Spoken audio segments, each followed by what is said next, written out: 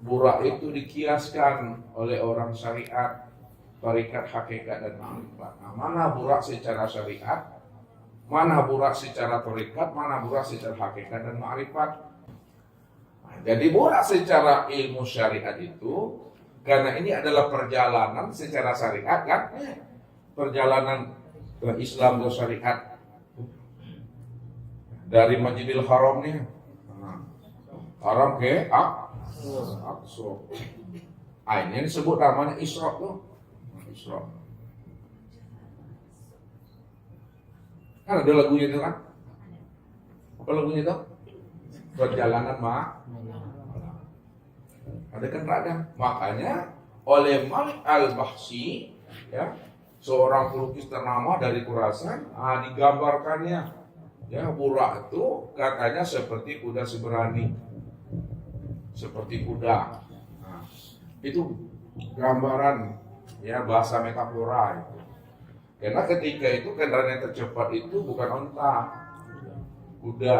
Nah, kuda seberani itu ada sayapnya, Bapak Ibu. Bersayap dia, ya, dibuatnya badan itu seperti kuda, ada ekor seperti burung merah, kepalanya wanita cantik, di atas ada mahkota Bukit Tursina. Ini ada pakai pelana Allah dan Muhammad. Itu menggambarkan dan melukiskan kecepatan kendaraan Rasulullah sejauh mata memandang. Nah, sampai di mana mata Bapak Ibu asih tulang, nah itu sampai itu. Kalau kini enggak kuda seberani dong, eskudu namanya. Secara syariat nih. Kuda pakai sayap bisa terbang. Yang kedua, masuk kita ke dalam Bapak Ibu. Rupanya yang katakan Burak itu bukan kuda yang berkaki 4, bukan kuda yang bersayap. Kecepatan perjalanan kendaraan Nabi itu adalah cahaya. Kecepatan cahaya 300.000 kilometer per detiknya.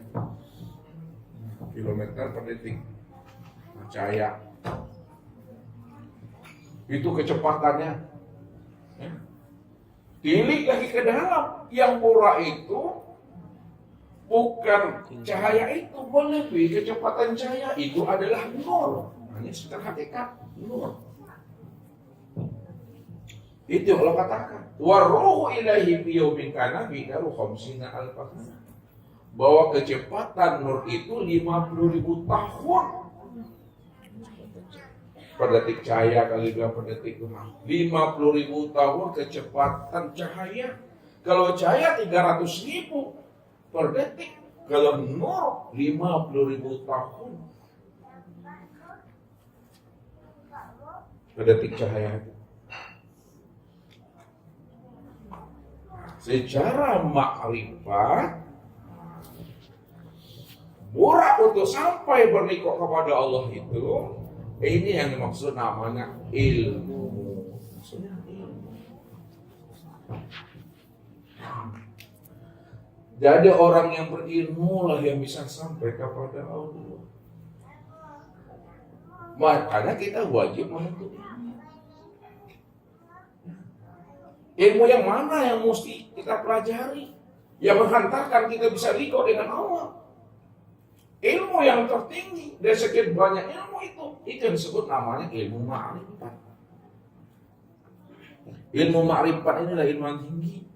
Maka dikiaskan Allah itu di langit itu maknanya tinggi. Artinya orang yang bisa menembus membuka pintu langit adalah orang yang berilmu ma'rifat. Siapa yang ingin menemui Allah, hendaklah dia berilmu tinggi. Ilmu tinggi itu maksudnya ma'rifat.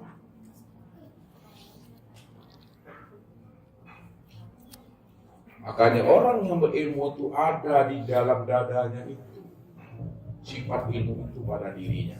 Nah, ilmu itu ada berapa huruf itu? Ada berapa itu? Ya. Yang pertama apa? Yang kedua? Yang ketiga?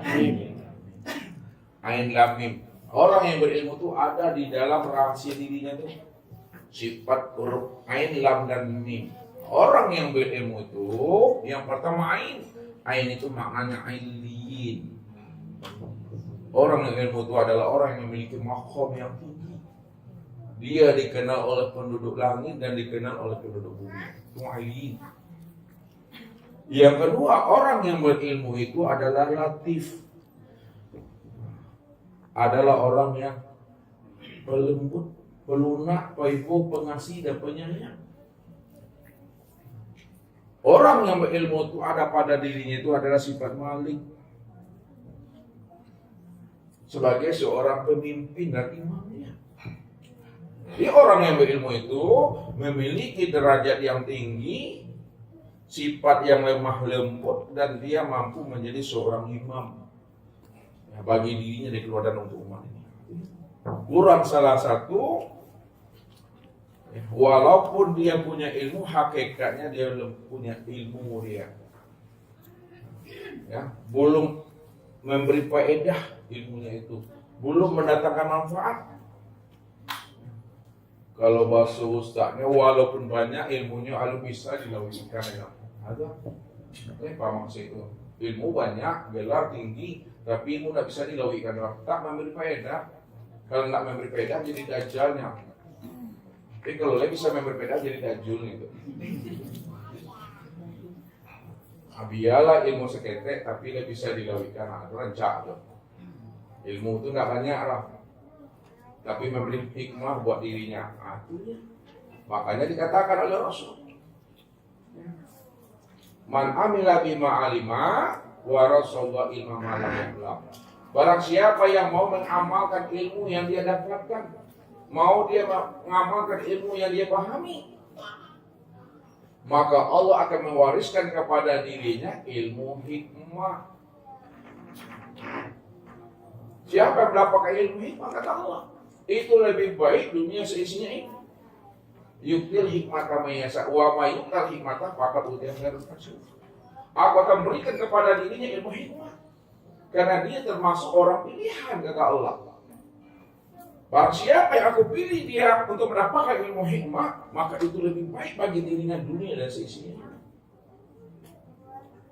Hadis itulah dia diberi Allah ilmu banyak yang tidak ada hingga dan batasnya, Bapak Ibu.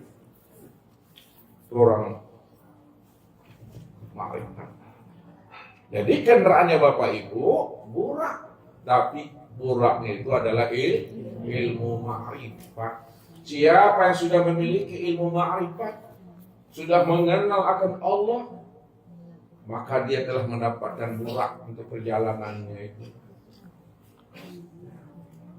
Ada pada diri Bapak Ibu. Nah, ini contohnya Nabi yang mengatakan sebagai uswahnya. Bagaimana kita sebelum mati kita udah ada kendaraan kita, udah ada buraknya kita, itulah ilmu ma'rifat. Makanya dikatakan al-ilmu nurullah. Ilmu itu adalah nurnya Allah. Jadi kalau kita ingin mendapatkan nurnya Allah, hiasilah diri kita ini dengan ibadah, ketaatan, dan kebaikan kepada Allah. Lakukanlah namanya proses takhalli, pembersihan hati, buang nifak-nifak batin yang ada dalam diri kita. Setelah kita lakukan proses takhalli pada diri kita, maka lakukan proses yang kedua namanya tahalli. Isi kolbu kita itu, isi rohani kita itu, seperti yang dilakukan kepada Rasulullah. Setelah hati Rasulullah itu terjadi proses tahalli, dibuang, dibersihkan, maka dimasukkan proses tahalli. Itulah iman, Islam, tauhid, dan ma'rifat itu. Masukkan dalam dada kita itu sifat ikhlas, sabar, istiqomah, paipo, penyayang. Nah, kalau udah masuk proses itu di dalam diri kita, tahalli dan tahalli, barulah proses yang tiga terjadi. Barulah kita proses untuk berikut dengan Tuhan. Ternyata ini prosesnya. Ya, purak. Setelah mendapatkan purak, Rasulullah berjalan dari Masjidil Haram, Makkah.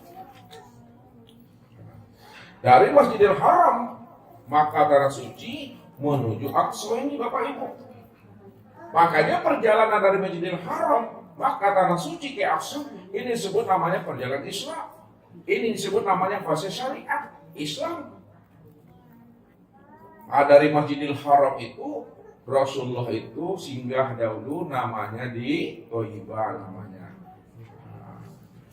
Tinggal di Thayyibah ini. Rasulullah sholat di situ Bapak Ibu. Secara syariatnya disebut namanya sholat safar. Itu secara ilmu fikih. Syariat yang dilakukan oleh Rasul namanya syariat qadim. Belum sempurna. Situ sholatnya.